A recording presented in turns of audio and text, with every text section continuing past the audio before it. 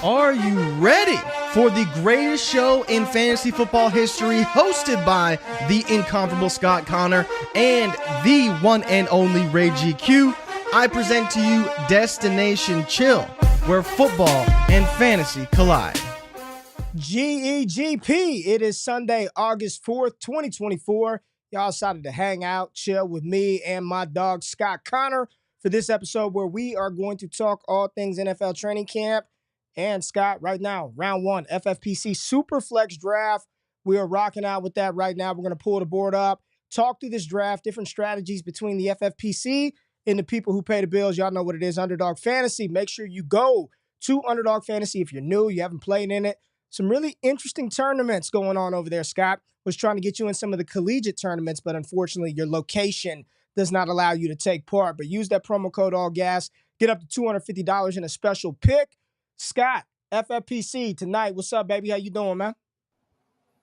I'm good. I'm excited. I'm excited to see if Ray still knows how to draft, NFL-based draft. I mean, we've been so busy just hearing about these college drafts, and I'm kind of bummed that I cannot play in the tailgate. That was going to be a nice little dabble for me to just use my best ball skills to the test when I know, not that I don't know anything about college, but I definitely am not in those rooms saying I know every single player. And it's interesting. Everything you've told me is you don't need to. You need to have access to the internet and understand how to construct teams and go from there. So, yeah, I'm bummed.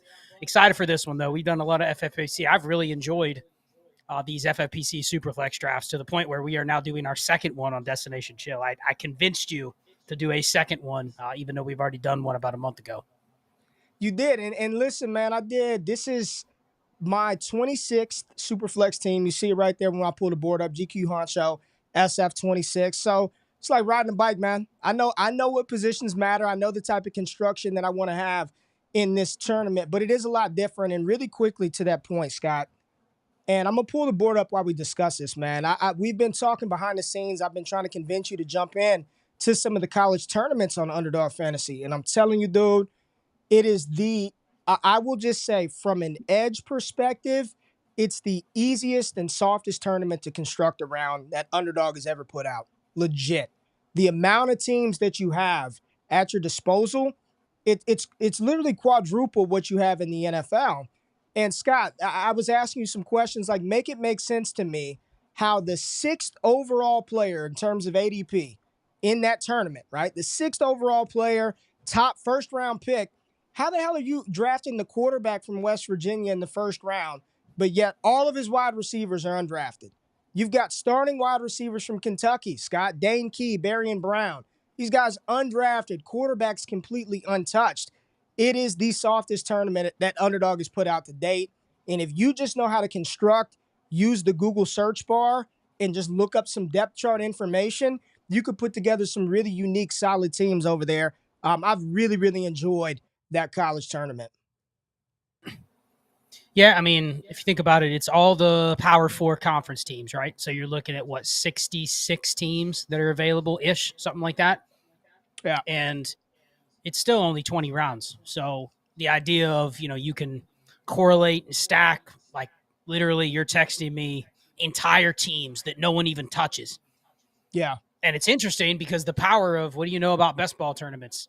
The power of getting some teams where nobody else touches is beneficial, right? Because there might Correct. be stacks where nobody else even touches it. Now, is that team going to smash? Who knows? But the whole theory behind it is you want to try to get something unique. And just to speak of uniqueness, right? We have a bunch of our Discord members in this draft. Yes, we And do. they have clearly watched us draft. This is my 25th. This is your 26th. I think we posted some boards where we are just, and I'm in 10 of these slow right now. Do you know how many QB starts I have where I'm ripping Mahomes, Purdy, Lawrence? You know what I Yeah. mean? And it's easy. Yet we're here Yeah. in this room and we had to It's go already Jared receivers. Goff time. It's Right. already Jared You Goff went two season. quarterbacks, but I went Justin Jefferson because I'm like, you know what? I think it. through 24 of these, I have damn 3 straight quarterbacks in like 22 of them. So I have no Justin Jefferson for that reason. So I'm like, you know what? Let's pivot, go Jefferson. But yeah, we're already at Jared Goff, Caleb Williams, Brock Purdy. I mean, it's wild that people are definitely leaning into it. I'm very happy with A-Rich Jaden Daniels. I'm just going full nuke. It's just nuclear rushing. Let's just do it. Let's have some fun with this one. But a bit different, man. A bit different. I have not done Scott, Superflex and Underdog. I don't think there are any Superflex tournaments out right now. JT. All right, you're on the pick. You're on the clock. You want Lamar and Jefferson. What are you thinking right here? We got a minute, so you could talk a little more. Bro, than we can with Underdog I got too. so much T-Law in this tournament just because literally, what is he? QB 16, 17, which is I've got crazy. a lot of T-Law too. But how much do you see Jahmyr Gibbs in the third? Not often. Hell, if I know, do you? And how much Jahmyr Gibbs or Justin Jefferson do you and I have in this tournament? None. Oh yeah. I don't. None. I know we weren't touching Jets earlier either at cost because of the QBs and all of that. So yeah, do it, man. Do it. Play the dirty QB game. I really want to push the board, but go ahead and do it. Yeah, we're pushing the board, baby. There we go, baby. There we go. Push the board, Scott. You taking Gibbs? No, we're going T-Law. You're going T-Law. That's my 10th T-Law share in the tournament. Yeah, there you go. Some more of that. I've got a lot of T-Law, Jordan Love, and Brock Purdy, man. I've got a lot of those 3 quarterbacks. T-Law, Jordan Love, Brock Purdy. Love. Yes. And we see some teams in these drafts that, and nobody has done it through 2.5 rounds in this draft, but we have seen some teams, Ray, where they go RB, receiver, RB, receiver. They punt quarterback entirely, and you just can't do that here. You cannot be fishing down in the Derek Carrs, Geno Smiths, and then you have to end up taking 5 of them just to try to cover what 9 teams in your league already covered in the first 2 rounds just because there's such a tier break. It's like I had to take T-Law. You can't afford to go, in my opinion, you cannot afford to go non-quarterbacks with 2 of your first 3 rounds, especially if you're picking later in the 4th. Like, damn, Watson, Cousins, those guys are going to be gone before I pick again in the 4-5, pretty close. So, yeah, right now, and for those of y'all, because you can't see it, we're just going to show the board tonight, talk through training camp narratives. Best available quarterbacks are Kirk Cousins, Matthew Stafford, Deshaun Watson, Baker Mayfield, Aaron Rodgers, and Will Levis. I'm on the clock, Scott. I started off A-Rich, Jaden Daniels, 1-2. A lot of good players on the board. Marv, I can go some correlation. 100%. I can go some correlation. I know exactly what you're doing. I could go some correlation with Drizzy Drake. So we're going to go ahead and knock that out right now. Drake London is coming off the board right now. There he is. Drake London. So why, curious, because I built a ton of, and I'm asking you this because I've built almost all of my teams exactly the same. So maybe I'm giving away my strategy a little bit. Maybe I should shut up until it comes back around to me. Mm-hmm. But why Why London over a tight end or another quarterback there? Just kind of talk through your construction. Is the quarterback tier over with now that we're at? I don't want to talk about QB because I am done. Like, I'm not taking another one for a long time. Like, with those two quarterbacks, I'm betting on a crazy outcome with the legs, with the passing. I'm not even touching a QB 3 or 4 probably until much, much, much, much later. So there was not even a thought about the quarterback and tight end. I feel like I can push it a little bit. I feel like I can push it. Yep. And in this type of tournament, man, where you only have to start what? We got to start 2 receivers? Something like you only have to start Correct. 2 wide receivers. Like, I'm going to just try to get the correlation. Week 17, Atlanta, Washington. Give me London. I'm betting on a high-end outcome with Drake London in that game. If he goes off, if I'm drafting like I'm right, Jaden Daniels going to have to throw the damn ball. Yeah, and this is a tournament style. And look, Scott, every team behind me, they only have one QB. So chances are Bobcats, the team picking at 11, Danny Too Good, or Big Pick Energy, they're going to have to take a quarterback or 2 that are going to come off the board. There's going to be a tight end available unless somebody just takes someone now for the sake of the show. I mean, yeah, there's a lot of people in here. I know probably at least six or 7 of the other drafters are literally watching right now, which is cool. We set this up to go through our Discord. The damn thing filled in like an hour, which was pretty cool. Crazy. I mean, but this is a tournament. Like, this is not a single 12-team league. This is a tournament. I think there's 18. Correct. Looking right now at the 16,848 teams. And essentially, you have to advance in the top 2 of your pod. So basically, the first 2 that advance out of this group will go on to week 16. Then they separate you into another 12-team pod. Same thing. So you got to be at the top end each qualifying week to make to the finals. And I think in the finals, there's maybe, I'm looking to see how many total. Okay, yeah. Finals, 78-team final. That's it, out of 16,000 teams. So you definitely want to have some correlation if you get there, but I do think it probably matters to get some correlation. And Matthew Stafford this early, man. I mean, are they just pushing talent to you, basically? I mean, I'll take it. But this is the bet you make, right? That's the bet you make. And I saw somebody say both my QBs are week 14 bye. We'll address that. We'll get that addressed. We'll be all right. We'll get that addressed. Well, I mean, to be fair, week 14 is the last non-playoff week. So right. It doesn't really matter. I mean, sure, that last week you're not going to want to take zeros. So I do think because of that, you do have to take a third. But I do. Your third can be somebody you're just praying is starting, right? Scott, I did not think I would have this tight end available to me right here. I didn't think it was going to happen. I don't give a shit about correlation at this point. Mark Andrews is on the board, Scott. I've got Mark Andrews that just fell to me. I never thought in a million years this would happen. Kincaid came off the board as tight end 2, followed by Kelsey.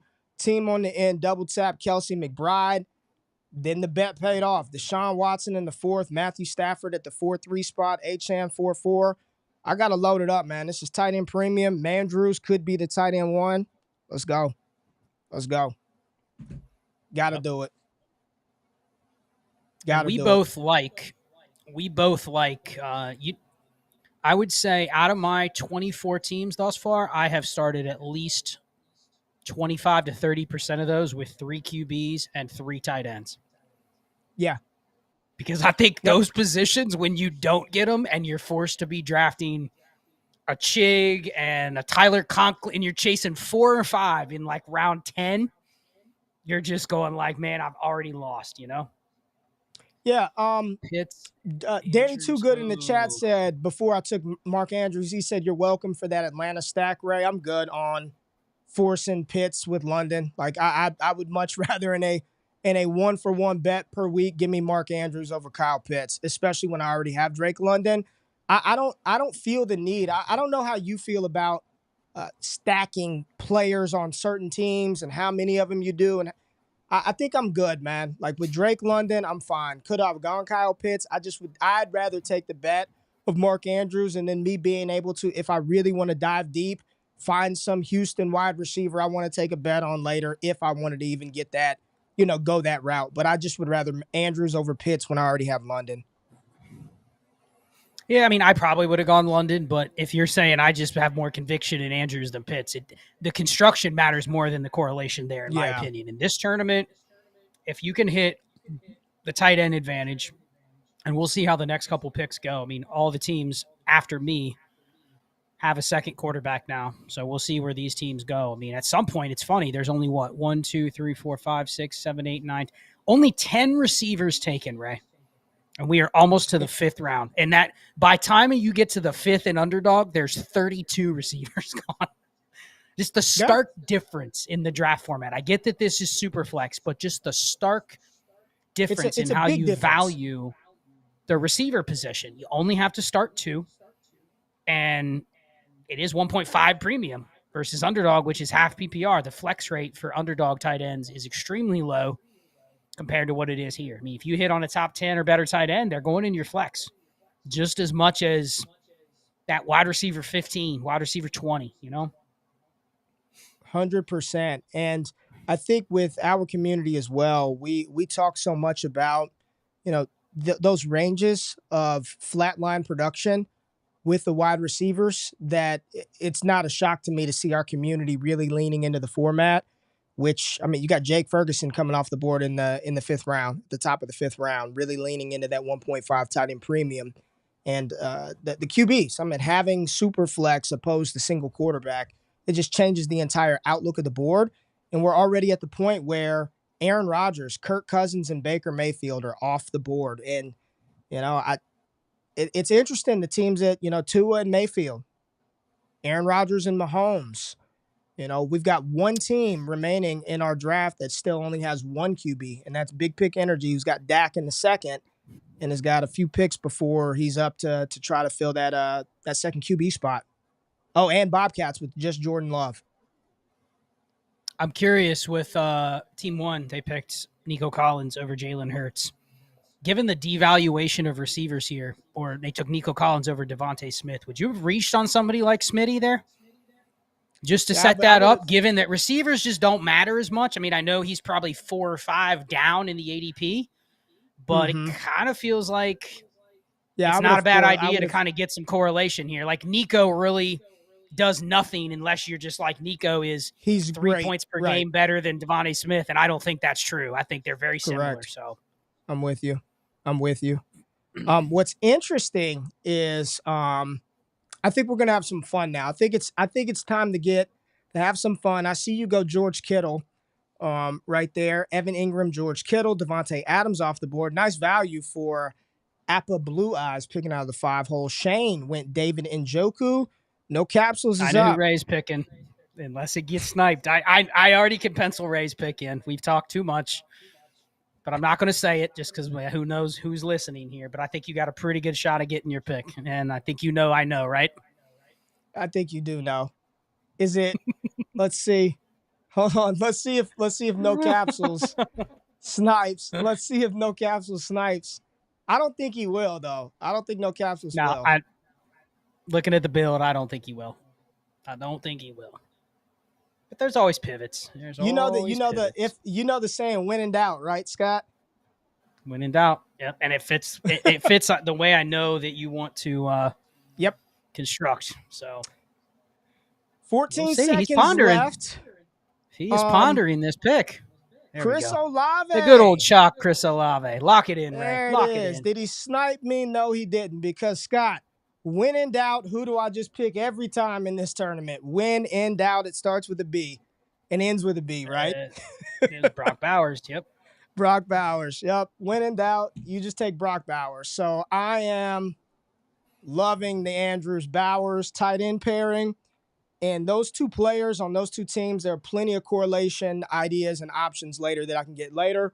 London, Daniels, and A-Rich, I am feeling good about this one. You took George Kittle, player that I love a lot. That's somebody that I have been on record saying, Scott, that I believe if Andrews has this range of outcome where he could be tight end 1 and Sam Laporta and Kincaid and McBride, George Kittle needs to be right in that category. So really like that. You got the pairing of T-Law and Evan Ingram. Lamar Jackson, Justin Jefferson, and George Kittle. All, your four or five of your assets right now can be, top 3 at their position at the end of the season. So nice start for you as well.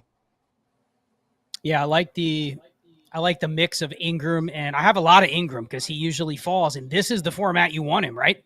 Like, this is the format where you want the guy that can catch 90-plus balls. You don't care as much about the touchdowns or the spike weeks, but I think complementing Ingram with Kittle I love that pairing. You know what I mean? I think they win in different ways, but I Yeah, think yeah. they complement each other. There's a couple teams where I've ended up with like Kittle, Pitts, and Joku. I'm like, they all could be boom or bust. I don't think any of those guys are scoring or they're not getting 90 catches. You know what I mean? Maybe Pitts Right. could, but I like the archetypes of taking Ingram in this format and then stacking him with a higher upside weekly tight end with Kittle. Well, let's talk about big pick energy real quick. Still pushing the board, one quarterback. What are your thoughts there? And that's our guy. He's over there in our Discord, just joined the Heisman group, so he's been real active.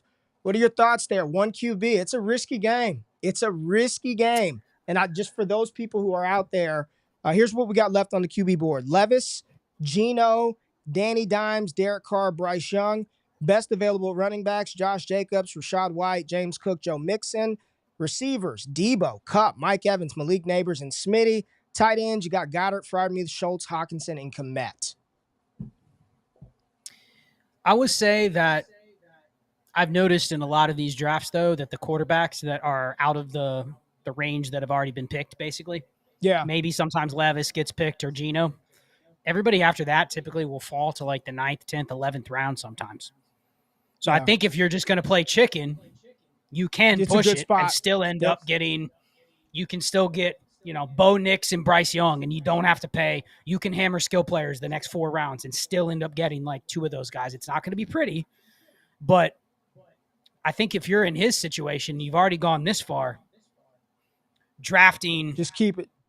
Will Levis over a guy that could be a wide receiver 1 or a running back 1 feels suboptimal when you're chasing teams that already have Daniels, Richardson, Stroud, Purdy. You know what I mean? It feels like you're Yeah. chasing something, and the odds that you're right is low. You might as well just hit skill players. Now, I don't have the balls to do it. Like I said earlier, there's been some teams I've seen where they just go no quarterbacks. I think last time we did that, a team went no quarterbacks until like round 9. And then they're sitting there going, man, hopefully they leave them Minshew and O'Connell. It's just like, No, hell it's yeah. ugly. So let's I have a probably foolish pick that I'm going to make coming up, but if he's there, I'm going to do it. But let's just talk about the impact that tight end premium has in this, because this is something that I hope Underdog does it down the line. I hope we end up doing that as partners at Underdog Fantasy. I think that'd be interesting to see how the Underdog community, how much emphasis they would place on a premium for the tight end position. So maybe that's something we can get down the line. But how much does that change the math here in a format like this? Because when you only have to start 2 receivers, man, and you get some of these elite tight ends that can hit your flex and they're giving you that bump, you see what's happening, right? Yeah, I mean, and it's twofold. There's one, it's 1.5 premium, and it's only start 2 receivers. So the premium boosts it a little bit. But I think people don't appreciate, right, the start 2 receivers changes the receiver landscape as well. Like, you don't need as many receivers to cover the start 3 when it's a start 2. So you have those 2 things working in congruence to make tight ends more important, receivers less important, which just changes the draft board. That's why you and I are hitting 2 tight ends before we even really look at taking another receiver. I will say that if you use our war tool at destinationdebbie.com, you can actually see the flex rates. If you pulled up a league like this, you have to simulate it on Sleeper, but literally you can view like the percentage of the time that a tight end hits your flex in best ball. And it's probably somewhere from 10 to 15%. It's not a lot. And the cutoff is probably right around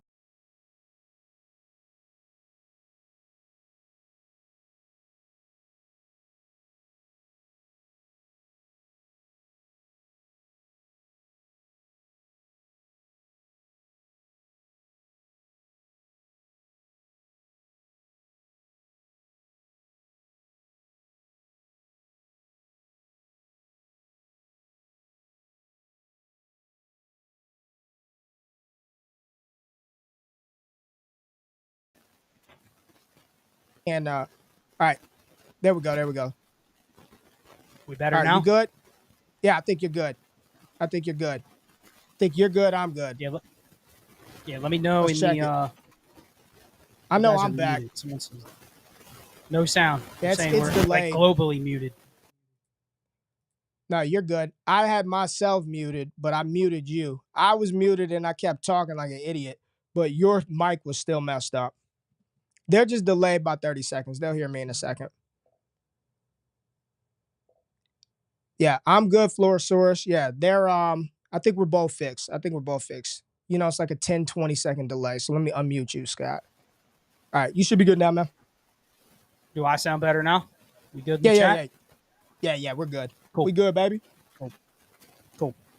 I mean, back to the point with the yeah, but some noise still. Let me try to fix it real quick, Ray. You cover it for the next 30 seconds. Let me try to fix it. Yeah. I'll run it. I'm unmuted right now. So it went Mixon, Debo, DJ Moore. Whenever he touches his mic, it goes a little crazy. But Mike Evans, Zay Flowers, that was Scott who went Flowers, Baltimore with Lamar Jackson. All right, so there's his correlation right there. James Cook, Smitty. Yeah, Scott has some static. He's working on it. Once he gets the static off, we'll be back.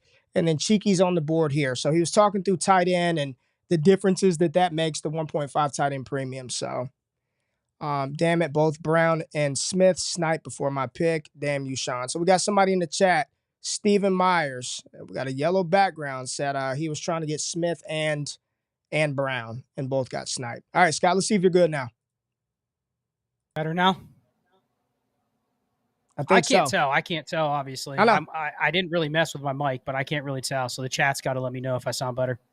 No, I got you. You're good. Frymuth off the board. It went Rashad White, Pat Frymuth. You're good. Trust me. Roll. All right. Yeah, I went Zay Flowers. Reached a little bit on Zay Flowers, but just to stack with Lamar. And back to the tight end point for everybody. And sorry we got it interrupted. But the two receivers, set of three, devalues them. The 1.5 premium pushes tight ends up. It's also best ball, meaning, you want to cast a little bit of a wide net at a position where you probably do not want to roster 4 of them when you only have 20.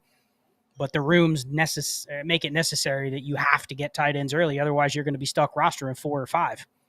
And yeah. I don't want to be rostering. I don't want to be guessing on the Greg Dulciches, the Jelani Woods, and those guys will get drafted. And odds are you don't hit on him and you end up with empty spots, which I'd much rather hear fire at receiver, which I can get later because it's devalued. It's about a tight end 8 to 10 range is where they're truly flex viable. Hence why Ray and I in almost every draft, we try to get 2 of them inside that range. Like I really don't want to mess with having to take 3 late tight ends if I only have 1. You know what I mean? Like I try to get them out of the way and it buys me a roster spot later. So that's the strategy. It's not the tight ends are going to outscore. And like Bowers is not going to outscore the receivers that went around after him, but I know you think I can hit a bunch of receivers that correlate later that I just don't need to stress on taking them now because there's not that big of a difference. That's where the war comes into play. What I'm not having to do right now is take freaking Luke Musgrave or Cole Kmet or, man, I got to take, TJ Hawkinson and pray that his knee is okay. I'll say team 1, I was I didn't like the wait on tight end, but if you're going to wait on a tight end, good job getting the correlation with Jalen Hurts. He went Dallas Goedert. Like that I could get on board with. If you're going to do that and that's the first time, like I don't want Dallas Goedert to be my tight end 1, but if he's going to be my only tight end in a tournament like this, I like the correlation with Jalen Hurts. So good job. Whoever's picking it out at the 2 spot, team 1. I like that. Honestly, Ray, he might have gotten a little lucky because the team ahead of him took Pat Fryermuth over Goddard when they had Ferguson. Oh yeah, I might have gone Goddard over Fryermuth, so it's like it fell right. And I would have gone Dallas Goedert going 100% before I took James Cook, right? I mean, hey, different strokes, different folks. All right, I'm on the board now, and. All right, let's do it. I knew I was going to get somebody in this range, and while receiver doesn't matter as much, Scott, I like the fact that I'll get his number 1 target. So Michael Pittman Jr., come on down. So right now we are we are firing pretty good as far as correlation is concerned for old GQ Honcho. That was a really nice fall to get Pittman at wide receiver 27. In a full PPR when you have A-Rich. Yeah, I mean, that definitely nice snag for you for sure. All right. Oh, my goodness. Wow. Daniel Jones, Ben Sinnott off of the board. Wow.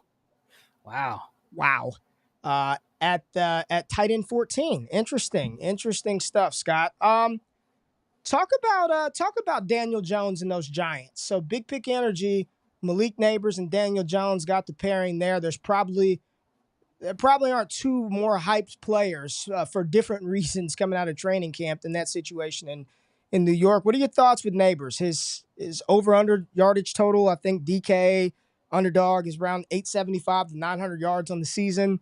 Daniel Jones, I don't know. I'm not going to fall for it this year. But what are your thoughts on the enthusiasm, man? I saw some people talking about, are you even able to trade Marvin Harrison Jr. today to get Malik Neighbors, man? The hype seems out of control, Scott Connor. I mean, it's been nothing but positive for Malik Neighbors. For the Giants, it hasn't been super positive, but for Neighbors, it has. I mean, listen, I think there's a world where Malik Neighbors is just amazing. And despite all the things going against him, aka his quarterback, his offense, his offensive line, all of those things, like he still just has a nuclear season. Now, what does that actually look like? What if you had to put the odds? I know you're not a bookmaker, right? But if you had to put the odds of Malik Neighbors finishing as a top 10 receiver, what would you put it at? Oh, that's a plus money bet, man. That's a plus money bet. As a top 10 fantasy scorer this year? Yeah, just has one of those special seasons plus where 750, 7.5 to 1. Okay. I mean, probably higher than that. Not good bet, not good odds. Yeah. So I mean, you're drafting him at what wide receiver? What did he go? Wide receiver 19 in this draft. I think he's right around there in Underdog, like 18 to 20.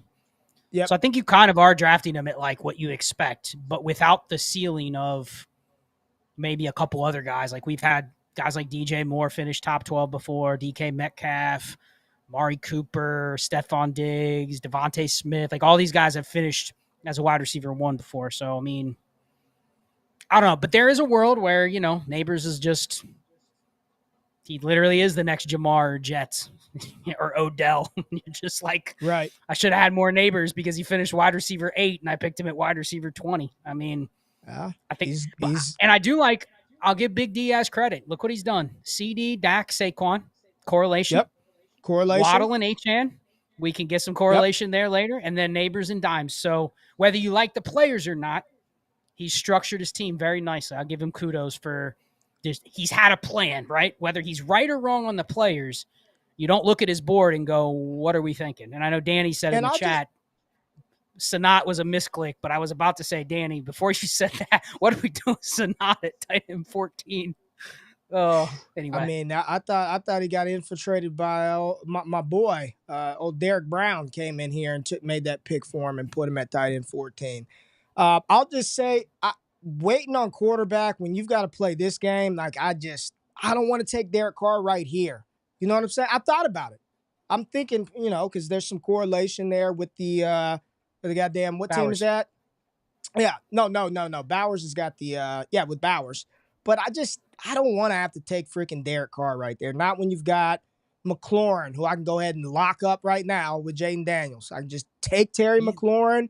I mean, talk about everybody just handing Ray a gift. I mean, he has just been handed Michael Pittman and Terry McLaurin, the wide receiver 1 for both of his quarterbacks, just right in his lap. Right? I mean, that's well played, man. Well played. But when you set up in the beginning, you allow yourself to take advantage of those type of falls in the end because you're not chasing Dalton Schultz. You're not, and this is just, it doesn't matter what round it is. You're not trying to chase those guys because you're like, F it. Let me just lock them up at the beginning.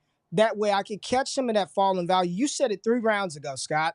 There might be some of that falling value just based on the fact that so many of these other positions got jammed up, in the first 4 to 5 rounds. Oh, boy, Shane's on the clock. What do you think about his squad? He has definitely leaned into the get the running backs in best ball and then get the hell out of the way. He's gone 3 in the first 7 rounds. What do you think about that? I see the viability. He's got 3 guys that I like. I don't hate get this a lot of team. work. He's got two QBs that, I like Caleb and Kirk. We'll see what that is. He's heavily invested, in Chicago's Bears. passing attack. You've got the Bears. He's got some correlation with Seattle and Kenneth Walker. He's got a hammer and David Njoku as his tight end. I would have played it a little differently, but I like what he's done. It's a unique team, and it makes Shane sense, man. It does. Just like you, I had a little luck. Got Christian Kirk to fall right in my lap.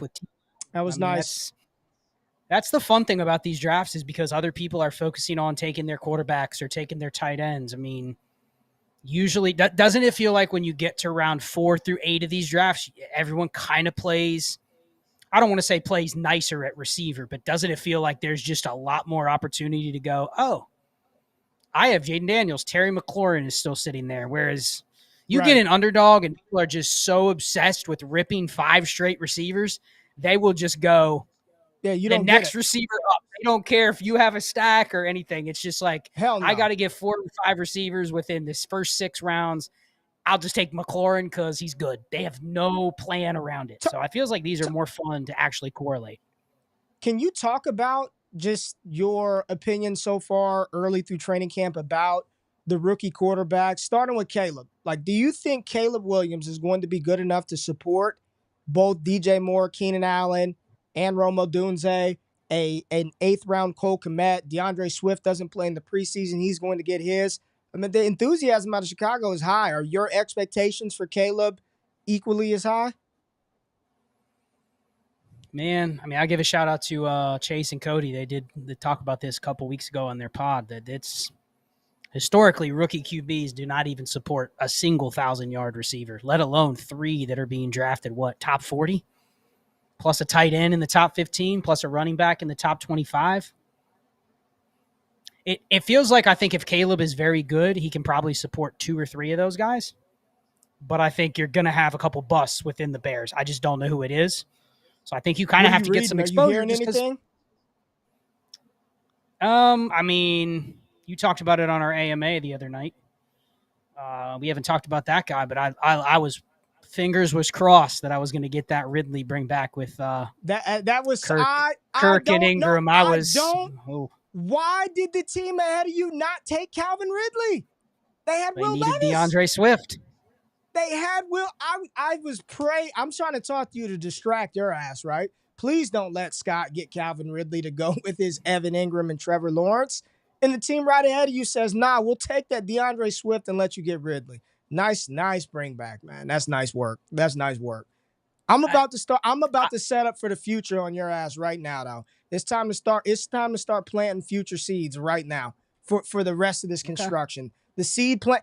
Now we're about to have some fun. Now we're getting into, because quite frankly, like, I'm correlated enough above. Like, there are a couple of things that I'll be able to do later on. Now it's time to start setting up for the next week 17 stack. Like, I'm not going to just keep hammering Indianapolis and goddamn Houston and Baltimore. It's time to move on. It's time to start setting up for the future plans. So let's go ahead and get old Hollywood Brown on the roster. Let's go. Let's start setting up for the future. I like it. Yeah, I haven't noticed just talking through some shifts. I mean, Ryan C in the chat makes a good point. Likes this format when you know your ADP. It definitely has helped us drafting so much underdog to go in these. Yes. And be able to spot immediately, wow, that makes no sense, then that player is there, when you have an entire community over there and it's not even the position. We understand the positional value is different, right? Running backs are valued differently here than underdog, etc. But sometimes you get in here and just the order of the players is just way different. Yes. Like legit way different. Like you'll just go, okay, Chris Godwin, wide receiver 30, whereas underdog, he's wide receiver 40. Like, and there's no really rhyme or reason. That's just what the FFPC ADP says versus what's actually going on in the room. And I've noticed it with Calvin Ridley. I have not seen Calvin Ridley move up as aggressively as I thought he would, right? He hasn't. I'm getting him right in the 5th. I thought he'd be up with 4th, 5th, and he's just not. He's still at wide receiver 32, 33, Yep. I'm excited about Ridley. I think this is very good for Calvin Ridley. I thought the situation was already going to be good going into Tennessee this season, even alongside 32-year-old, 31-year-old DeAndre Hopkins. I thought this was a good spot for Ridley. I was already expecting 130 plus targets, and now with this news of DeAndre Hopkins' knee and the potential for him to not be 100% at the start of the season, given his history of knee injuries. What I said in our Discord community, Scott, is what I don't think this is wheels up. As much as I want to say it for Treylon or Nick Westbrook-Akine or whomever else they have, I don't believe it's wheels up for those guys. What I think this does is it definitely puts more of an emphasis on Calvin Ridley and maybe whatever you're expecting his outcome to be.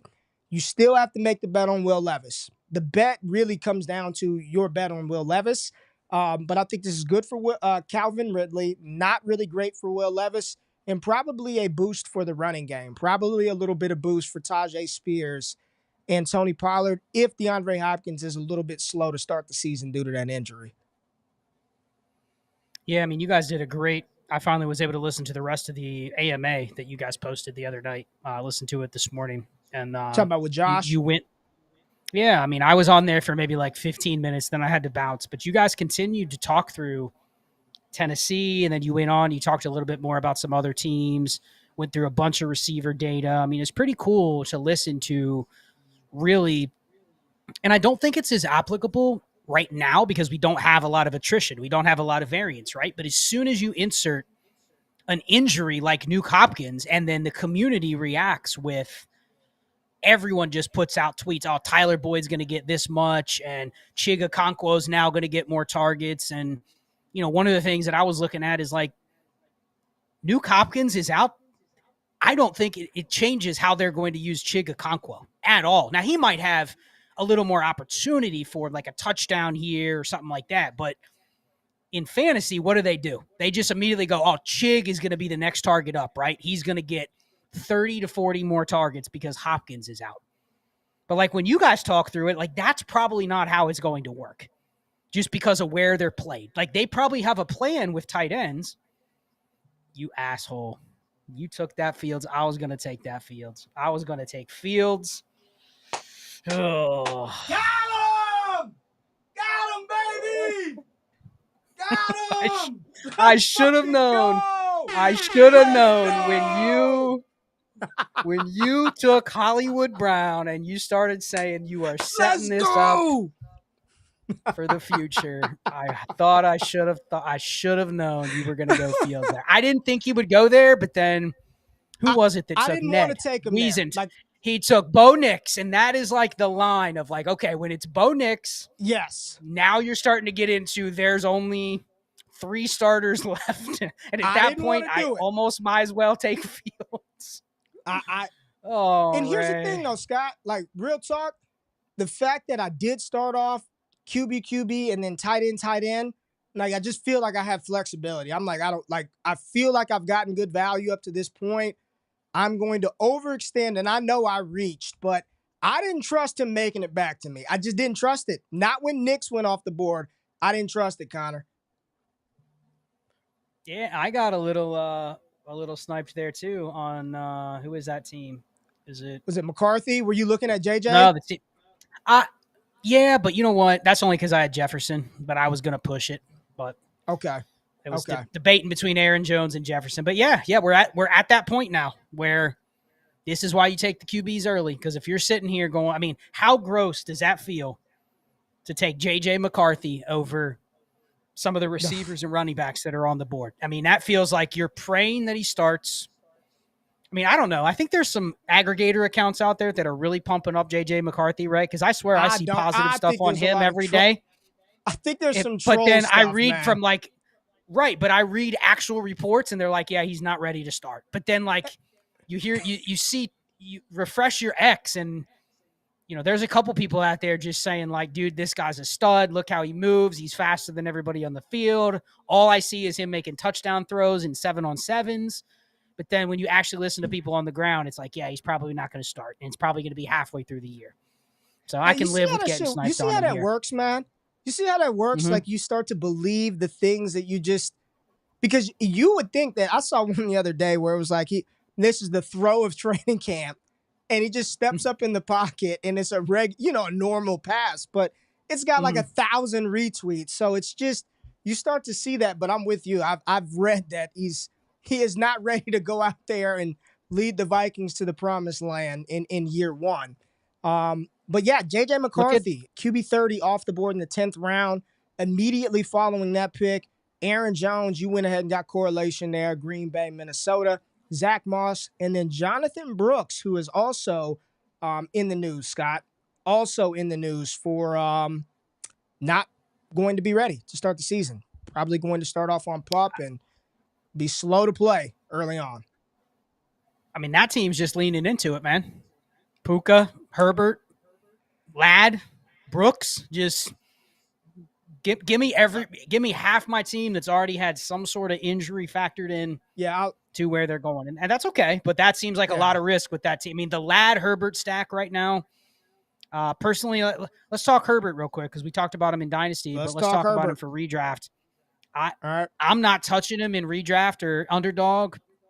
I'll take him if he's down there with Baker, Geno, but I'm not touching him in the T-Law Tua range where he was going before. That just feels like it's just unnecessary risk. And that's even assuming you thought it was going to be something a little different than what a lot of people think their offense is going to look like. How much you think they're going to open with that offense if Herbert is hobbled? Like it seems like a worse bet now, doesn't it?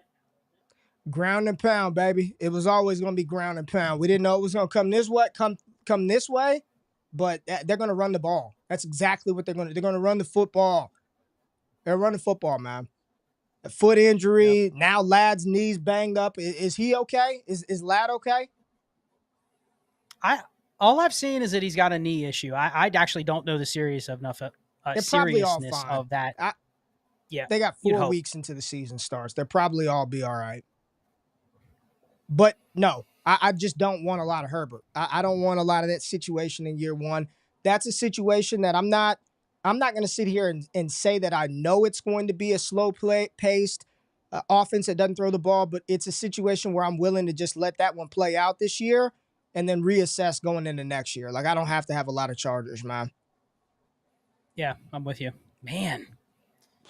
Drake May and Russell Wilson. So we are officially, unless you count Aiden O'Connell or Minshew, and then you're down to the guys that are probably going to be ahead of rookies to start the year with Brissett and Darnold. We are officially into backups, Ray. Officially. We are. Officially into backups. And I've officially taken my third tight end. I finally got a third tight end, and I feel like I just got he's going to be the quintessential innings inning tight end. Innings eater tight end. He's going to be the new innings eater. Eating innings. Love that. He's going to eat innings, and he's going to be an innings eater. K-Dot, and just on the field. And I don't even know. Everyone trying to pump me up on that Delvin Culp. I'll pass. Give me K-Dot.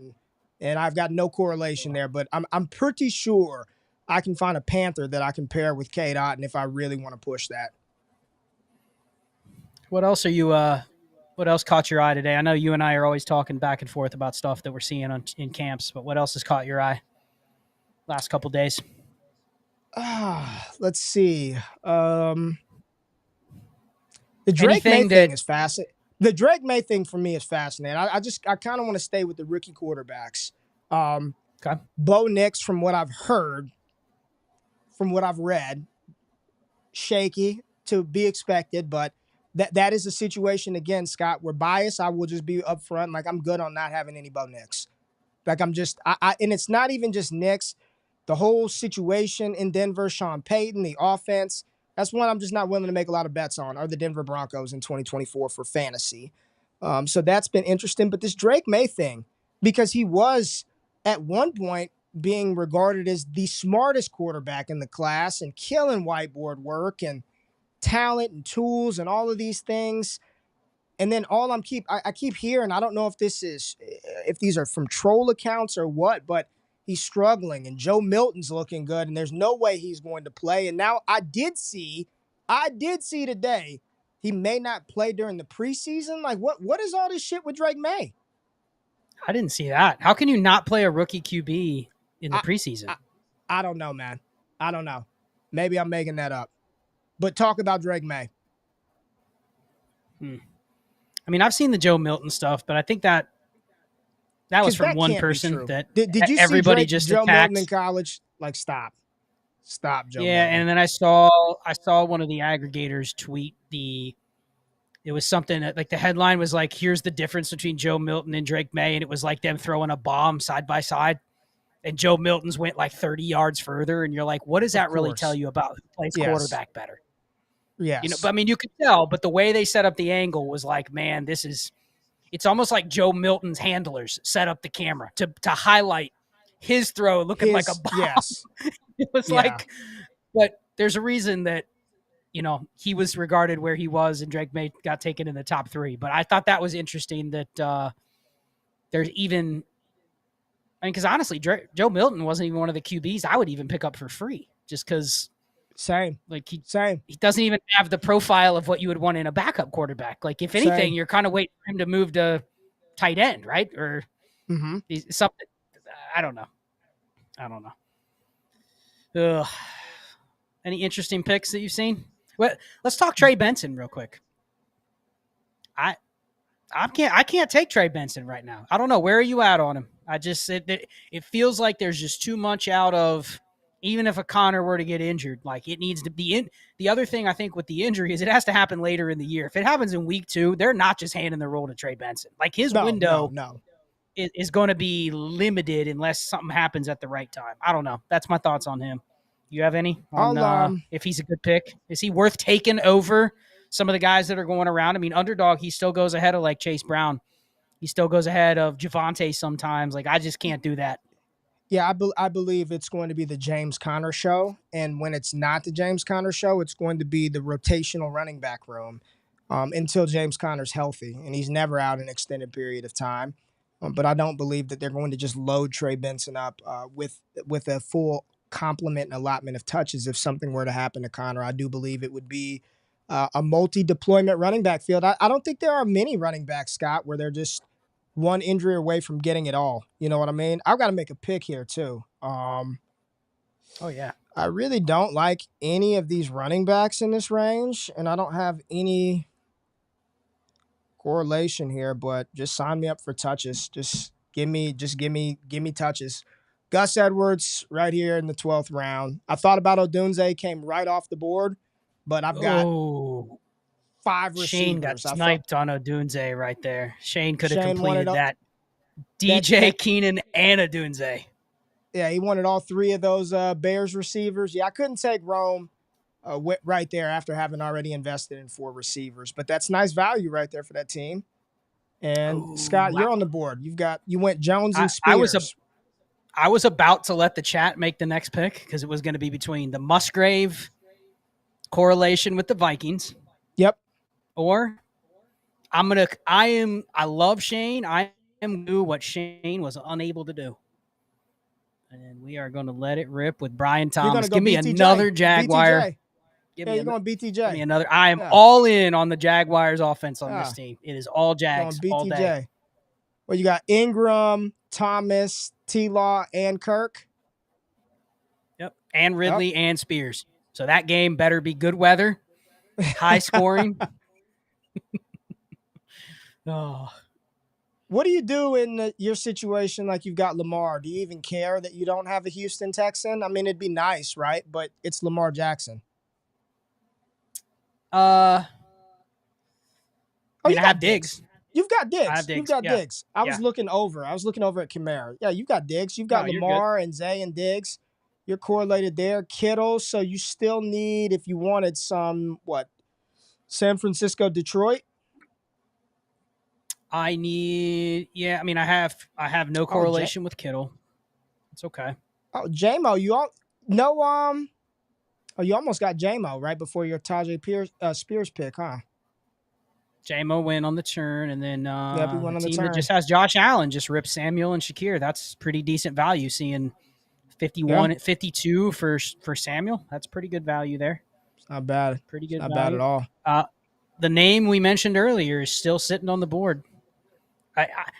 I was talking through this. I did a stream with one of our Discord members that's trying to fire up a YouTube channel.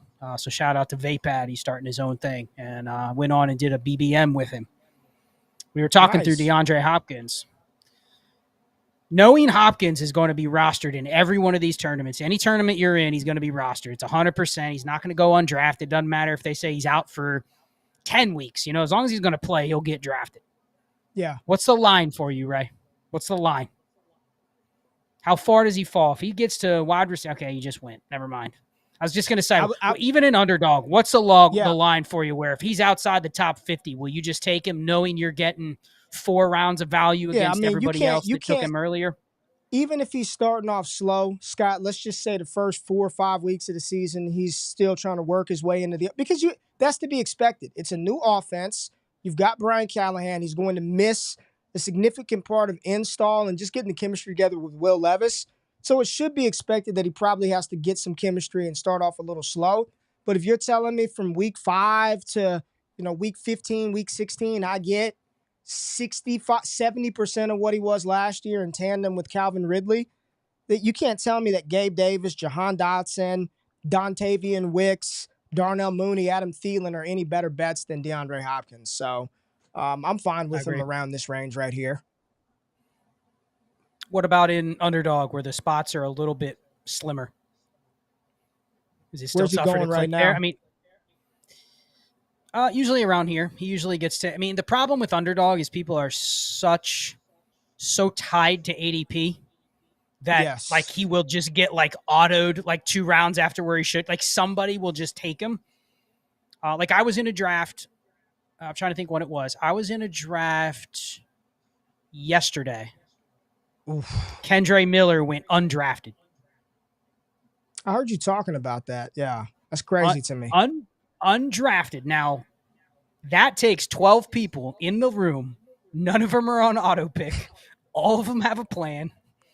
All of them are sitting there going, they're reading the same news. We're just not going to draft this guy. But to that regard, like, I should have taken Kendre Miller. You know why, right? Because getting a round 18 Kendre compared to everybody else that took him in round 10, I should have just taken him. I don't even remember what I did in the last round, but like that theory was bad to not take him.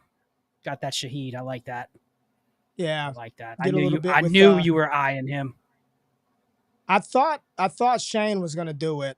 He hadn't taken receiver in a while, but he opted for Aiden O'Connell instead in the 13th round. Zach Charbonnet, Shaheed, Likely getting some some buzz in the news. Isaiah Likely making some plays out there. Ray GQ favorite, Isaiah Likely. And then Kobe Parkinson off of the board here in the 13th round. Greg Dulcich. Man, I want to ask you your opinion so you can educate the listeners on some ball, Ray. The report of Isaiah Likely he'll play the wide receiver 2 role. You buy that kind of report? No, I don't buy that at all. I do not. Did you see that he'll be the wide receiver? That is not what I'm talking. No, I do not believe that Isaiah Likely is going to be the WR2. But I do think Monken likes to use multiple tight ends. We've talked about this multiple times. And when given opportunity, he's performed, and they're probably not going to take him off the field. The likelihood that if I had to err on the side of is he going to be better for the Ravens or better for us for fantasy, it would definitely be the Ravens. But I mean, for the Baltimore Ravens. But Isaiah Likely is going to give you 1 or 2 games in fantasy too, where you're like, damn, I'm glad I had him. And hopefully it's in a best ball league or lineup when you know when to start him. But in my case with Mark Andrews, I hope he doesn't do a lot. But no, I do not buy him being the damn wide receiver 2 for Baltimore, man. Yeah, it's just. You see that every once in a while. You'll see somebody pump up a report like that, oh, man, he's going to start lining up as a receiver and he's going to be second on the team in targets. And you've gone a long way in trying to teach everybody kind of how teams are deploying players, and that just because a receiver goes down, it doesn't necessarily mean they're going to use Isaiah Likely different. He may play a little more just because they go to a different – but talk about that. I'll let you make your pick after this, and then I want you to talk about, like, let's say – the Ravens are going to run into the season with Bateman and Aguilar as their wide receiver 2 and 3. Whether you think they're good or not, that's probably who they're going to use, right? But one of those guys goes down, they don't just put Tez Walker into Bateman's role necessarily if they don't think he's ready, Yeah. So Likely's higher snap share would be the result of what, in your opinion? If there's an injury, like for Chigakonkwo, would his higher snap share with Hopkins out be a result of they're using different personnel now? So they're going to, do you know what I mean? Yeah, I think a lot of times this isn't the best way to say this isn't college football 25. It's not Madden. When a receiver goes down, they don't just swap somebody else in and say you go do the same thing that guy did, because they can't do those things. And when you have the data and the information, Scott, it's very easy to see that in certain offenses, they ask the 3-4 receivers to do completely different things, man. Just totally different route concepts. Calvin Ridley's does things that DeAndre Hopkins does not do. And then when you have those Justin Jeffersons of the world, those truly elite receivers, they can do everything. But no, just because DeAndre Hopkins goes down, when you see an increase in Chig's target snap share, it's not him replacing Hopkins. It's the formation has changed, the deployment and the personnel packages. Instead of 11, they've turned to 12. They've got 2 tight ends on the field. They do different things. They're motioning him out of the Y spot. So it's a result of Hopkins going down, but he didn't replace DeAndre Hopkins shit. You know what I'm saying? Yeah, I think that's a good way to explain it. I'm looking forward to the season where we can start getting data on what's actually happening, because I think that's going to be key in terms of some of these narratives that people write after there's an injury, right? After something happens, it's just wheels up for this guy. And it's like, well, no, just because an X receiver gets injured doesn't mean the slot player is going to play more and he's going to get more volume. They may put in a suboptimal player that you think is suboptimal for fantasy, but they may put that player in to take place of like Westbrook-Ikhine in for Hopkins. Most people would go, correct. Oh, Tyler Boyd now going to get fed. But no, like you guys were saying the other night, it probably just means they're going to stick another guy in the Hopkins role. And that guy's probably just as good a bet as Tyler Boyd's production or opportunity going anywhere but where it was. Correct. Tyler Boyd is going to do what Tyler Boyd has always done. He's going to operate out of the slot. He's going to run the type of routes that he's historically always run. I bet you they put Nick Westbrook-Ikhine out there as the Hopkins replacement.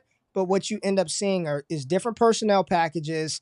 And then you go back to Cincinnati and go look at what happened in Cincinnati when Higgins or Chase went down, and then people trying to play musical chairs, trying to figure out, and all of a sudden it's Trent Irwin this week, it's Yossi Vosh that week. There is no 1-for-1 replacement for a player like Hopkins. And the shitty part about that is it came at that injury comes at the worst time, because this is the time right now where it is installed. They are getting things ready for the season, and if he's not out there to practice, with a young quarterback, a new alpha level player in Calvin Ridley, a new offensive coordinator, these are valuable reps that the chemistry between those two, they don't get to work on that right now. So it may look a little rough to start out with Will Levis and that entire offense, because it's shifted now. Cody says, anytime a team tells you they're going to use a running back or a tight end as a slot, usually fade that.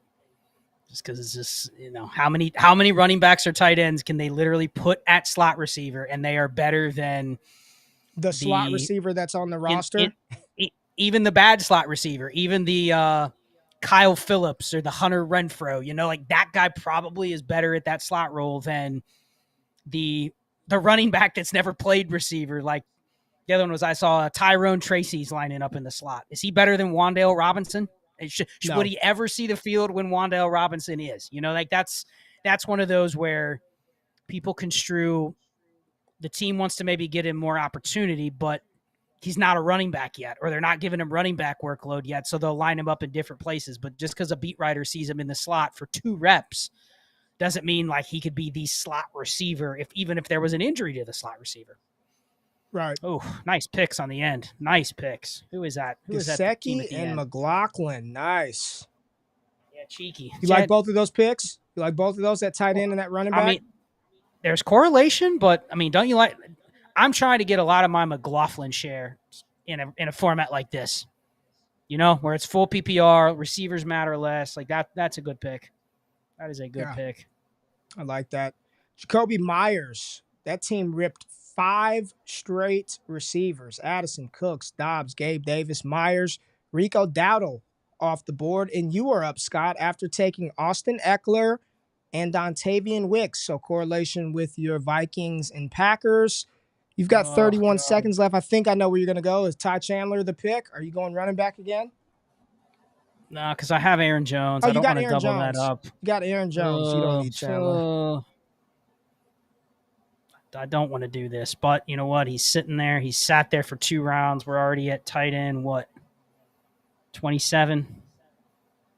I'll take that Chigakonkwo with the Jags. Man, there you go, man. I am ripping Jags Titans. You shit on him for 5 minutes. Are you going to pump him up now to how he's going to be the tight end 1 in fantasy? No, I don't think he's drafted him. I think he's a 45% snap share player that you're hoping he has a couple spike games.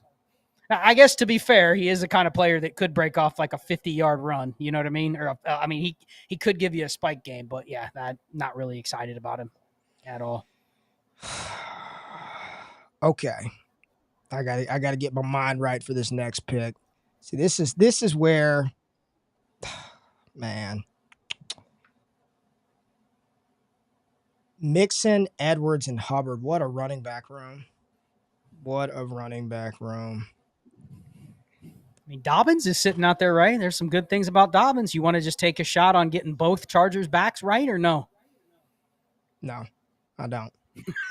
you shut that down within 5 seconds. I appreciate I appreciate what you you looking out for me there, but I think I'll just take oh man. It's between 2 running backs right now. It's between 2 running backs. Oh, down on the wire. He already has Chuba, guys. I see Chuba in the chat. He already has Chuba last round. You got Otto Dobbins. Son of a bitch. I was not trying to pick Dobbins right there. That just you should have gone Ty Chandler, honestly. What'd you say? You should have gone Ty Chandler, honestly. I was looking at Gibson. I was looking at Antonio Gibson. Yeah, you could have gone Antonio Gibson. I could have gone Gibson. Yeah, I didn't really want J.K. Dobbins right there. I thought Minshew, but it's too early for Minshew. I didn't want to do that. He just got autoed Minshew just got autoed. I think Danny Too Good has checked out of this draft, Dre. Oh, he's autoed out? His last 3. He's autoed his last 3. He could not recover from that Ben Sinnott pick in round 7. Come on. See, you can't do that, though. That's not – I've had way worse picks far earlier in the draft. You got to see that through. You can't get on for the stream and then check out like that, man. You can't do that, Scott. To be fair, he may be actually setting a queue. I don't know. He could. Yeah, he probably doesn't. I mean, Colby Parkinson definitely was not in the queue ahead of the guys that he took over him, right? Like that, he definitely was not in the queue ahead of Mike Gesicki. I don't give a shit what he does. He could do whatever he wants to do. But damn, man, I did want a little Minshew here. Thought I could get him later on, but tis the pick. J.K. Dobbins. I've got the whole Chargers, but here's the thing: they're not going to throw the ball anyway. So I got 2 of 4, baby. We got 2 shots to get some production out of those Chargers this year because they ain't going to throw the ball anyway. Running back room is disgusting. Joe Mixon, Gus Edwards, Chuba Hubbard, J.K. Dobbins, just the way I like it. Just dirty, best ball, hopium running back room. Polk, Tracy, Vidal, Minshew, Chandler. We are in the 16th round. FFPC. Taysom Hill off the board. Look at that QB room. Burrow, Watson, Nix, and Taysom Hill. I'll just say there are some people in here who I can tell have not done FFPC drafts. I don't hate the Taysom pick in best ball. I think that's maybe it's a little redundant with having 3 QBs already, but I get it. That would have been one I would have considered. I wanted to ask you about the Patriots. What about team with the latest receiver 1 going off the board? Jalen Polk, wide receiver 60. What is it? 65? Oh, he went off late. I mean, historically, even if you are a bad offense, the number 1 option on a room. I mean, whether he is, but that's I guess the question is he actually the number 1? No, he's not the number 1 option. Hell no, he's not. Demario Douglas is number one option. Pop Douglas, who I just took.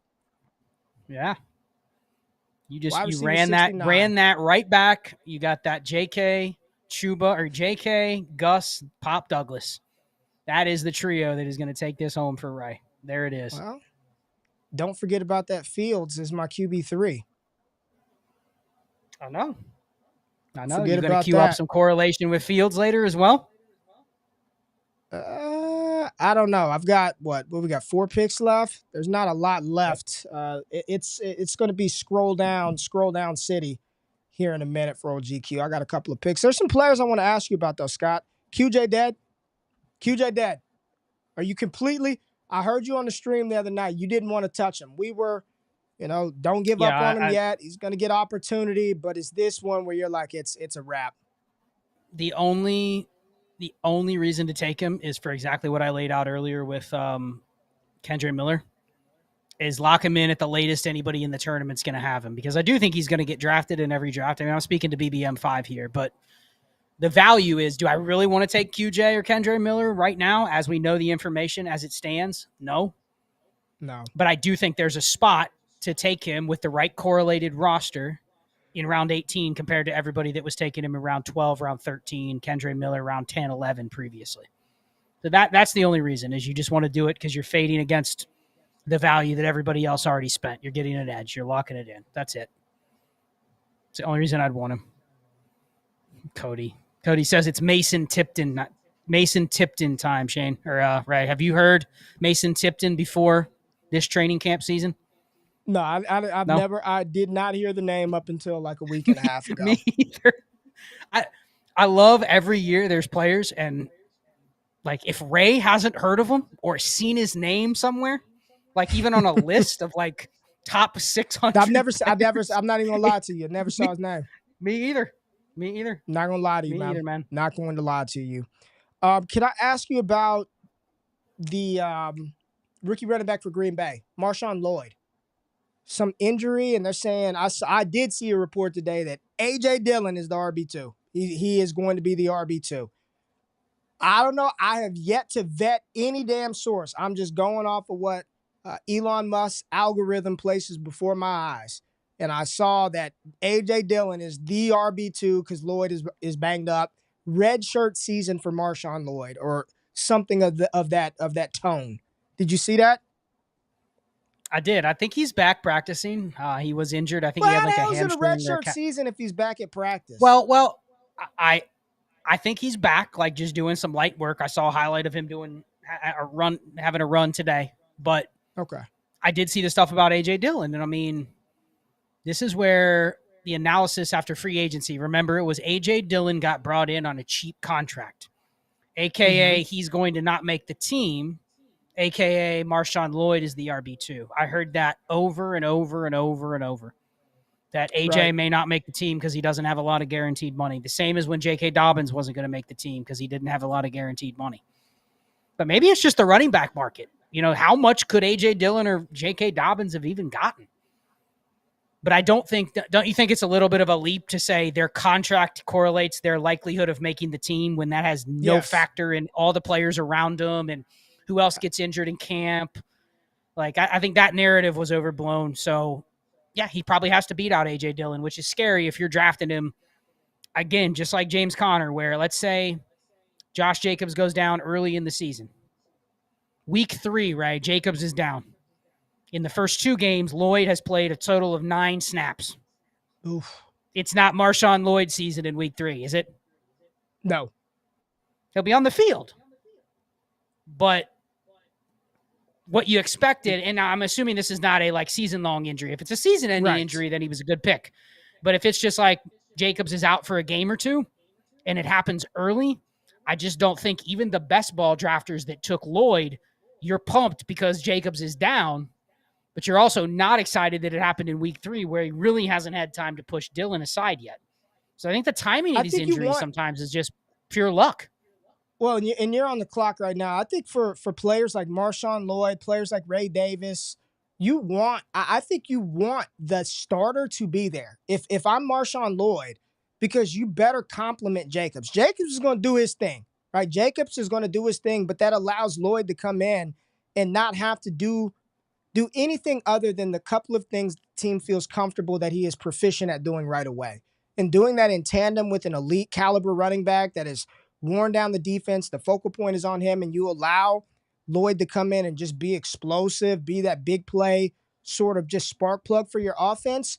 You want that opposed to having the game plan be stop Marshawn Lloyd, which I don't think there's any defensive coordinator in the NFL from any one of the 31 teams that would lose 1 minute of sleep thinking about how they need to shut down Marshawn Lloyd. So you want him on the field in tandem with the running back and not the guy that just goes out there and they're like, that's who we've got to stop this week. I don't believe he's at that status yet as an NFL player. Yeah, and especially trying to navigate these backfields where there's going to be 3 running backs. I do think, I haven't even really thought about this a lot, but I was thinking about it more today when I was doing my BBM, was the timing of when these guys get opportunity is huge. Like, you can tell me a story to where a running back is fighting for a job, but he ends up making the team but doesn't have a role early on, but then earns a role as we get later on into the season, and that ends up being a guy that is a quote-unquote like league winner versus somebody that has a clear role today, but then maybe the role erodes a little bit. Somebody else kind of pushes them over or pushes them aside, and then that player gets the opportunity later in the season. Whereas if the backfield would have broken in week 3, week 4, how they're used is way different. Like, we don't kind of think about that. We just think about who's the RB2 to start the season. Like, there's some rookies out there. Will Shipley, you see him, he's been getting a little bit of buzz lately, right? Thank is Will Shipley or thank you. Fuck, I wanted him.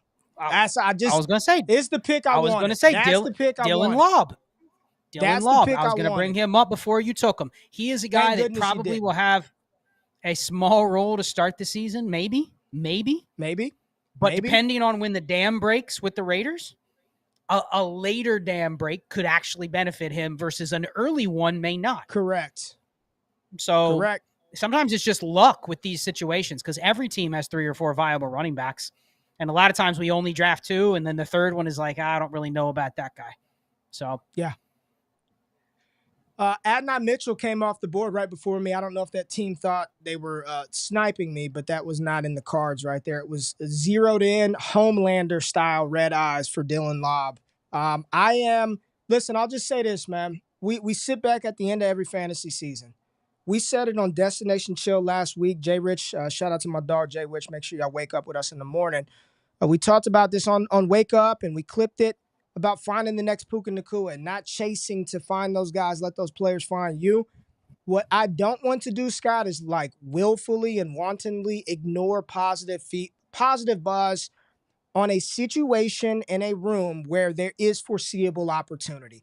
I don't care. Let me say it like this. I don't care how much buzz Tyler Algier gets, how much buzz Craig Reynolds may receive, how much buzz Braylon Allen is going to have. And maybe he's a little different category because of ADV, but like those guys aren't taking anything away from Gibbs, from Christian McCaffrey. Jordan Mason's not going to take anything from Christian McCaffrey. This Raiders RB room, like I don't think Zamir White is some certified stud that that nobody can threaten him. I think there are going to be multiple backs for the Raiders that touch the ball. You're going to be sad as hell when it's Brandon Bolden getting those screens on third down. Amir Abdullah, Dylan Lobb. This is a situation where I'm just not going to ignore it. And this late in the draft, I don't give a shit about ADP. It is straight. Go get your correlation bets. Go get the players that you think, kind of fit the construction of your team that you're building. Well, you're on the clock in 1. Who you scrolling down for here? This is where Ray is just completely does not care about the rankings on these players in the room. I'm curious now. Am I up? You are on the clock, sir. I am. No, I don't care about any kind of ranks right now. 50 seconds left. I'm scrolling down. Who have I not correlated? I've got Raiders, Shaheed. I've got everything. You're on a 3-5-6-3 build right now. So just to give you an update, you're probably done it. 3-5-6-3. Thank you for that. 3-5-6-3. Yep. Thank you for that.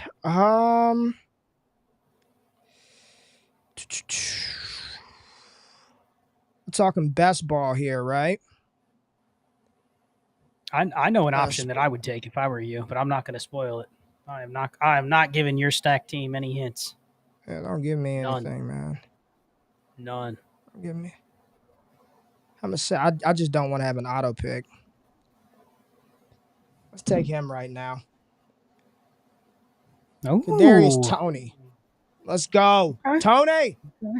Another Chief. Another chief with that Fields. Come on, Tony. Don't drop any passes week 17. All right, you went Audric Estime, Scott. You went Estime. After Ray Davis. Talk about those two rookies. I mean, I only had 3 running backs.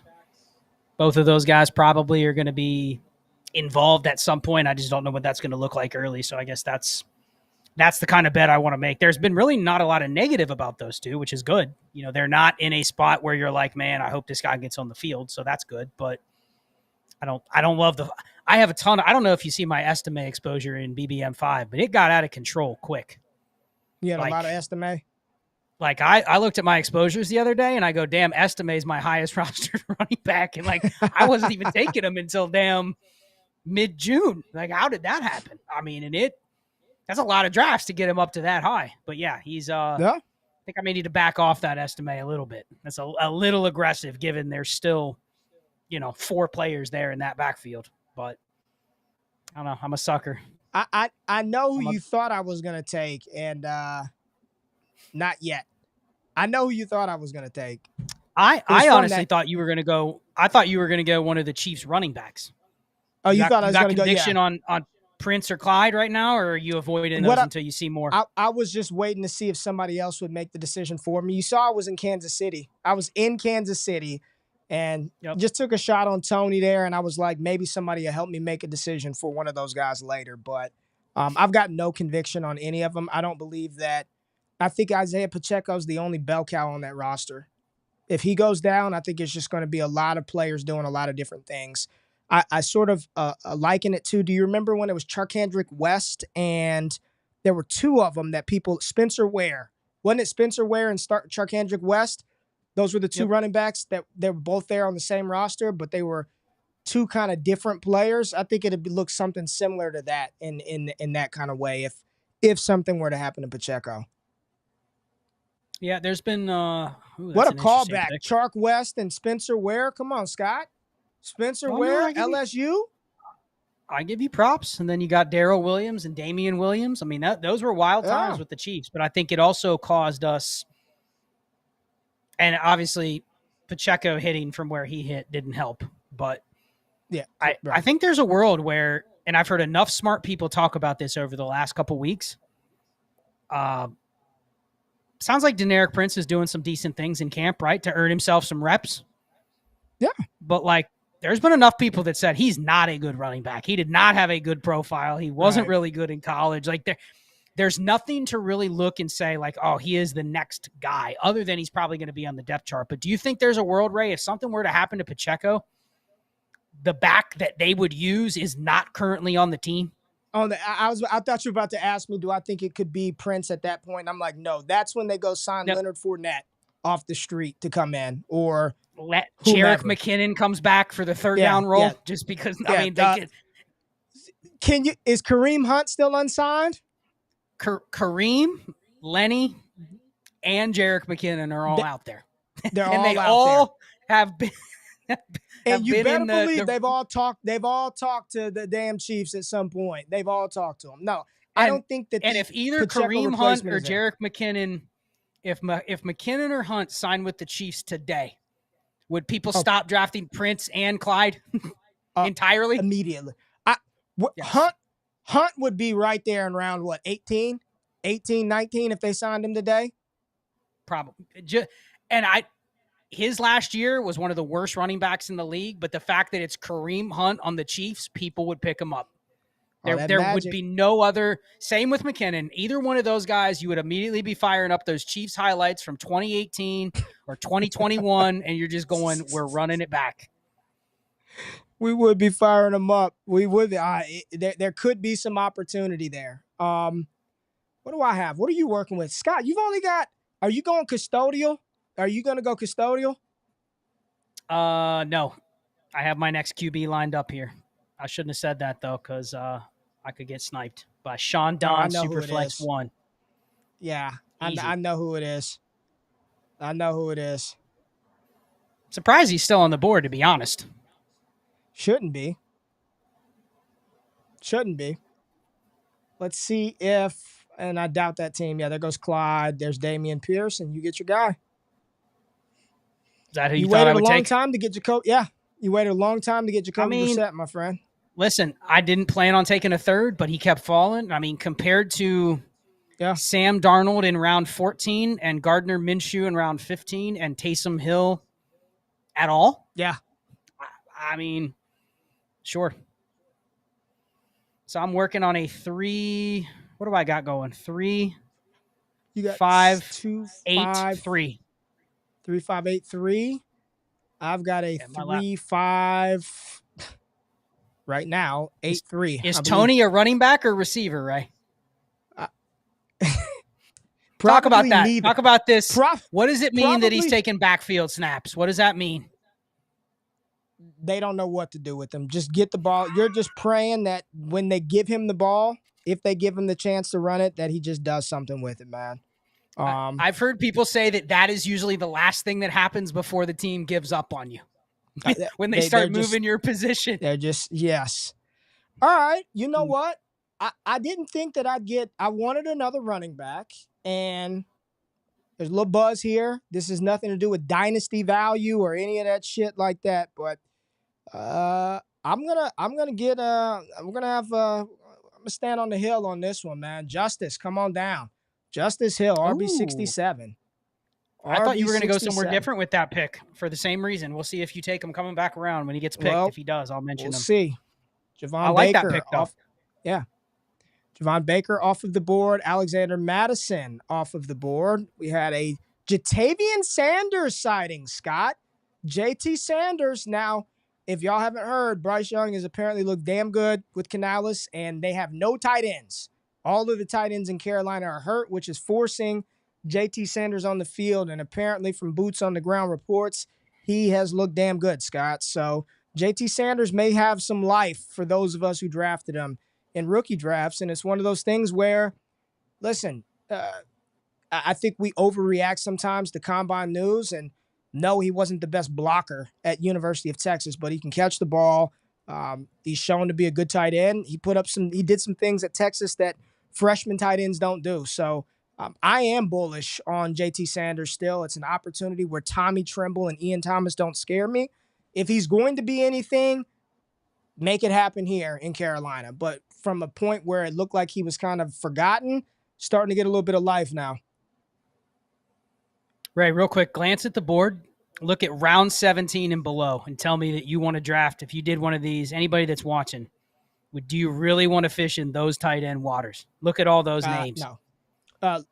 Let's read them off. Zach Ertz, JT Sanders, Disley, Higbee, Bellinger, Jelani Woods, Theo Johnson, Dawson Knox, and there goes Quentin Johnston off the board in the final round. Pick wide receiver 84. Well, and talk a little bit about why, because like you're forced to, like, how gross. I mean, I'm excited to draft some of the players we're drafting here, right? Some receivers with some upside, rookie running backs. How bad does that have to feel to have to draft Tyler Higbee and Daniel Bellinger? I mean, you don't have to, but it can't feel fun clicking on those. It cannot feel fun clicking Zach Ertz and Will Disley. But those guys could be starters, you know. I get it, but it doesn't feel. Scott, it feels like you're using 2 roster spots for 1 game. Where are you going here? I really would like to take, there's a Roman Wilson out there that I can get some correlation with Justin Fields, Cordell Patterson. I can take Calvin Austin. I thought about all those things, but like receiver, I'm fine. That's the one I thought you were going to take. Calvin Austin. I'm going completely uncorrelated right here. Completely uncorrelated. And I'm just going to take a bet on if something were to happen to the best player in fantasy football, I'm just going to bet on a piece of a good offense, and it's my only shot to get it. Round 20, I don't care that there's no correlation. I'll buy into the hype, man. Jordan Mason, come on down. RB72. If something were to happen to Christian McCaffrey, maybe I can catch me some Jordan Mason points. Round 20, Jordan Mason. Okay. All right. My guy was earlier, Trey Sermon. That's who I was going to take with my last round pick. Same type of thing as Jordan Mason. Ironic that they were both sharing a backfield a couple years ago. But what do you think about Trey Sermon? Something? That's been one I'm starting to add. The Trey Sermons behind the JTs. I don't know. It feels like he's come on late to take over for everybody that was drafting Evan Hall earlier, and same with Mason. Yeah, I don't know. I would much prefer Trey Sermon over Evan Hall. So, yeah, I thought about Calvin Austin, man. I thought about Austin. If I could have done it again, I probably would have taken Austin over Tony. I think I was hovering over both of those guys. But I did just want a shot on San Francisco. If something were to happen to Christian McCaffrey, Jordan Mason would not come in and replace him. That is why I was very careful by saying I would just want a piece of what that backfield has to offer. No, Troy Franklin, Spencer. Did you take Rattler, any early, any Isaac Guarendos and BBMs? Not in BBMs. I don't think I took any Guarendos in BBMs, but this team is legit drafting straight hopium rookies. Luke McCaffrey, Bucky Irving, Michael Penix, Spencer Rattler, Troy Franklin just ripped 5 rookies in a row right off the board. This team right before you. Who was that? Oh, it's not. I was going to say, that's not Shane. Shane definitely didn't take. Nah, Shane's the one that took Daniel Bellinger and Tyler Cade Stover finished it off with the rookie tight end Cade Stover, who, if you're going to take a Houston tight end, Brevin Jordan was the one that didn't play because they said he cemented as the tight end too, not Cade Stover. But maybe Stover takes over for Brev. I know you hate that Brevin Jordan, but it looks like he's found a home in Houston, man. Looks like Brev's found a little home in Houston. What that means for fantasy, we're not going to dive in all of that. But good for Brevin Jordan. I don't hate the Brevin Jordan. I mean, he's there. I'll say that. I'm taking a little gamble here. I think that I don't want to tell me the position. Don't tell me the player. What's the position? Running back. We thought he was going to be retired 2 days ago, and it sounds like he's going to be fine. Little Foreman? Little Deontay? I mean, the other guys available are all, I think, similar bets. I mean, yeah, I'm seeing people draft Jawar Jordan and Cam Akers and Underdog now. I can't do that. That feels like you're chasing something that is a complete long shot, but I get it. You're playing against the field. So, yeah, give me Foreman. Maybe he'll give me a game or two early. I don't know.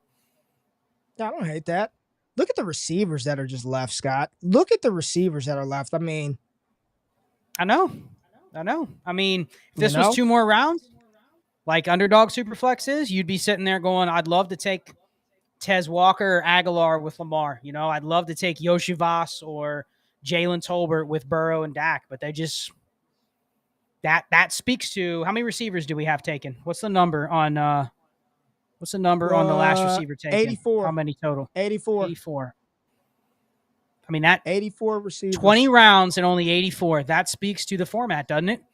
Tight ends are more valuable. Running backs are harder to come by because it's start 2 receivers. Obviously, quarterbacks. I mean, how many quarterbacks we have taken? 35, 36? I mean, 39. There we go. 39 QBs. There we go, Ray. Old Levis got that Boyd stack in round 20.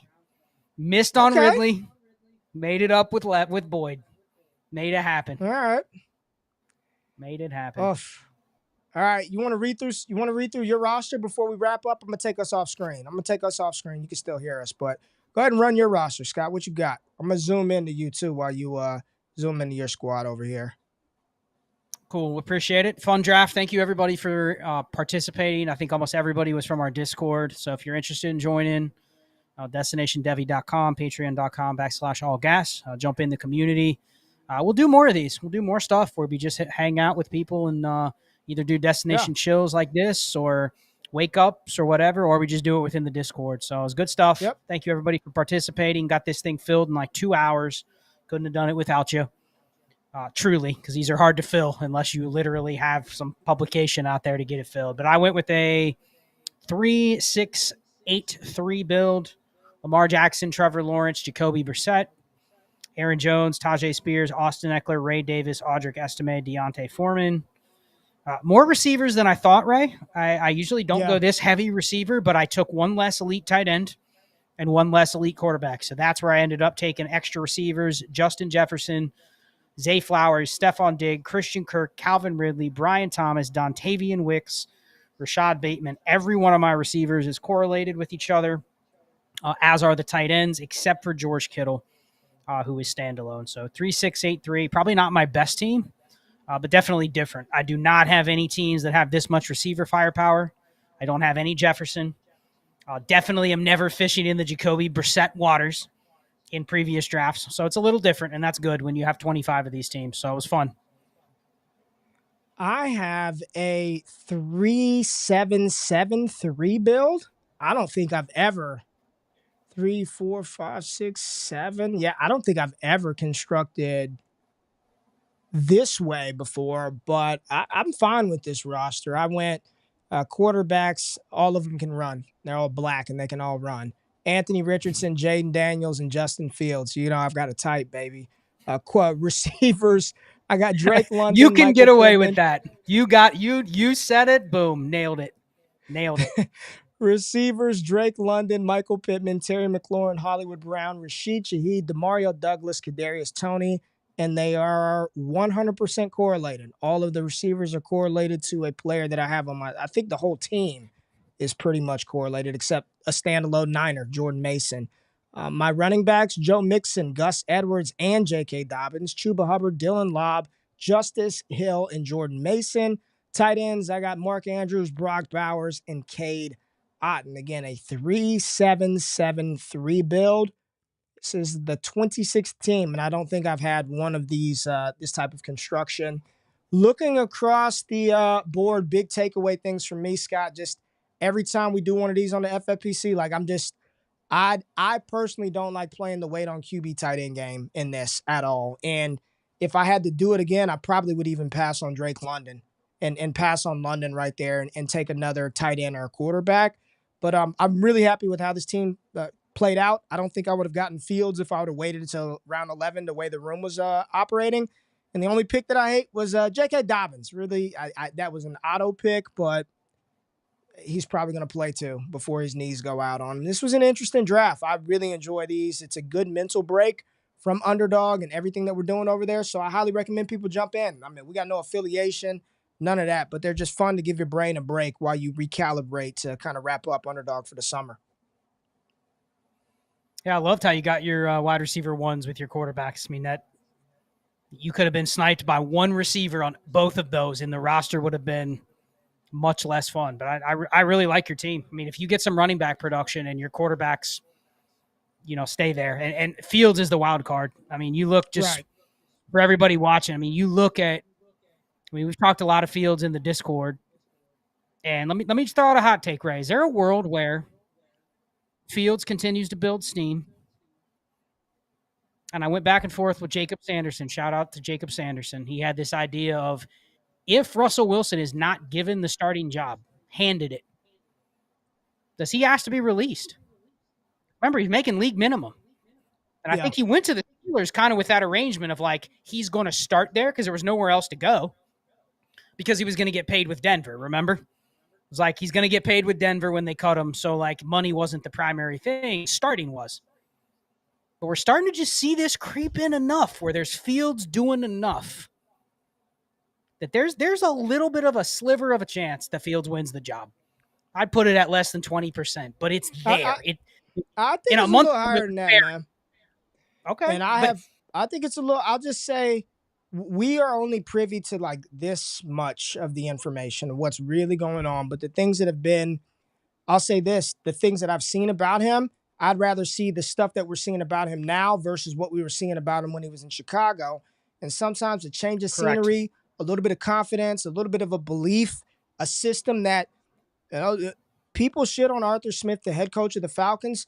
People were just fine with him when he was offensive coordinator for the Titans. And Tannehill was doing his thing and running around and the offense was looking good. So maybe for a short window, you will have a moment to maneuver, to take advantage of some Justin Fields points. But at this point, this is Russell Wilson's third team. So I don't think anything is guaranteed for Russell Wilson. good for Justin Fields to take his opportunity and make the most of it. We'll see how it plays out, short and long term, but good for Justin Fields. And like Scott said, appreciate everybody in here. We had over 1,600 people watching on social media, X and on YouTube. Make sure you hit that thumbs up button, like the content, subscribe to the channel, wake up in the morning, myself and Jay Rich going through all the training camp buzz. Scott, preview Destination Dynasty tomorrow? It is part 2 with the Dynasty Theory duo, John Bauer and Mitch Sorensen. Good conversation. Talk through get to know those guys. What is their Dynasty Theory? And we talk through a little bit of that, and then also kind of the new age Dynasty player and how you approach setting your team up for success with lineups and trades during the season. So check it out. Part 1 was last week. If you haven't listened to it, listen to that, and then listen to part 2 tomorrow morning.